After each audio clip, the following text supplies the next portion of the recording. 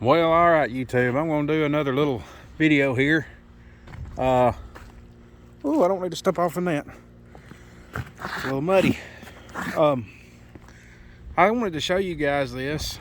This is a, This is the little hanger pad I was telling you guys about in a previous video. I hadn't got to do any videos on this, and I hate it. It's been a cool little project. I'm almost done. All I've got to do is take out that little section right there. The building pad is on grade within 1/4 of an inch. And the side slopes there, the edge down there is within 1/4 of an inch. And I just tied it into the building pad. Got to do this side right here. And just tie this in. So, but yeah, I hadn't really got to do any videos here, and I hate it. First thing I did, come in here and put the construction entrance in. And that consisted of geofabric, which is the rolls up there on that hill. 2 to 6 inch washed rock. Had to do a little wattle inlet protection right there, according to the plans. A silt fence. And we did another inlet protection on this inlet, which was a little, this one actually wasn't shown on the plans to have any protection around it, and they just told me to put that up. I think it was really supposed to have this. What this is, they really didn't want any water getting down in this.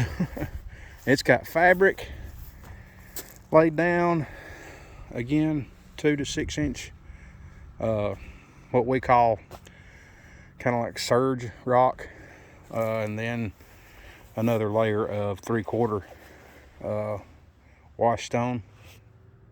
We put the surge rock down. I should say I put the fabric down and the surge stone down, and then put the fabric over that, and then put the 67s around that. So there's no dirt gonna get in there. Then we come in here, we stripped all the topsoil off. As you can see, I got a pile here and a pile here strategically placed to backfill around each of the slabs when they are done, when the building's built. Also, we got 200 feet of gutter drains on each side of this building that's going to tie into a 36 inch concrete pipe, which is running under right here. I got to cross a fiber optic line somewhere right in here when we do that.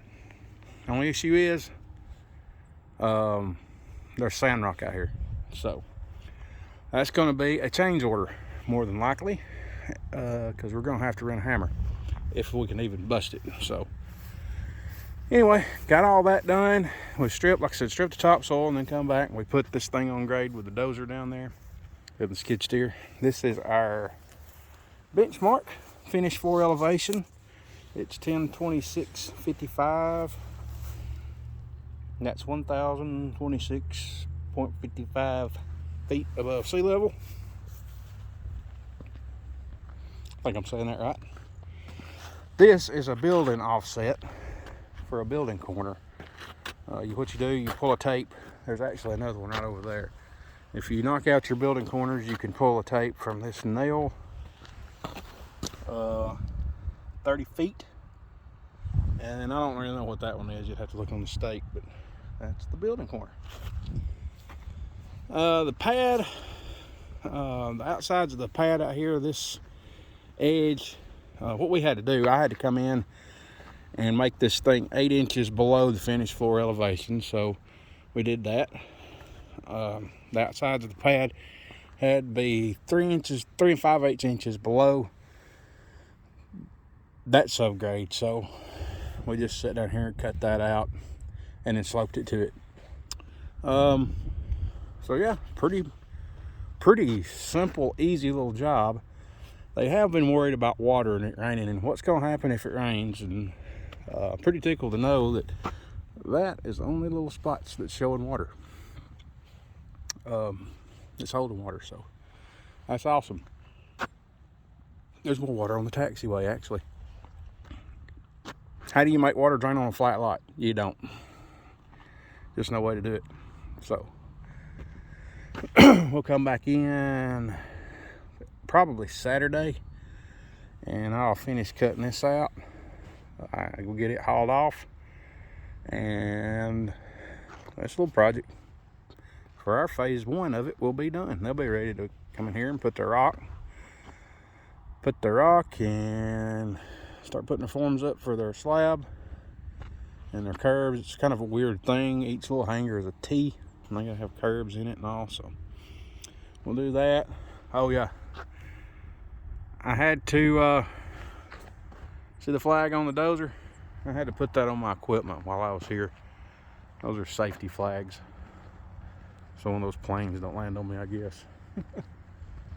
But yeah, cut these mats down, these rubber conveyor belts, so we could walk the equipment across the taxiway without damaging it. And yeah, so what I'm doing now is we're done with the Mini, so I come up here to get it and load it up, take it to a friend's. He's going to rent it for a few days while it's kind of wet, dig on electrical service or something. I don't have nothing going on, so I figured it was best just to let him rent it and just let it sit. So anyway, just got a text from the engineer wanting to know how everything looked up here, so better stop this video and give him a call and let him know everything looks good. Looks really good. I'm really pleased. So alright guys, I know this was a short little video, and like I said, sorry I hadn't got to do any videos on this job, but it's kind of been one of those things. Sometimes doing this kind of work, it's kind of hard to do that because you've got eyes on you. I've had a RPM, I think it's called a representing project manager for the company that's actually got the contract to do all the building work up here, watching me most of the time. So you know, it's not good to be putting cameras up. They kind of like for you to work while you're up here. They're kind of strict. I shouldn't say kind of strict, they're really strict about this. I mean, they're treating this like if I was putting in a runway at the Atlanta airport. They treat this job just as important and just the same, and it's just as strict as those. So all right, I got people calling, people messaging. Gotta let you guys go. Thanks for watching. Please comment and subscribe for more.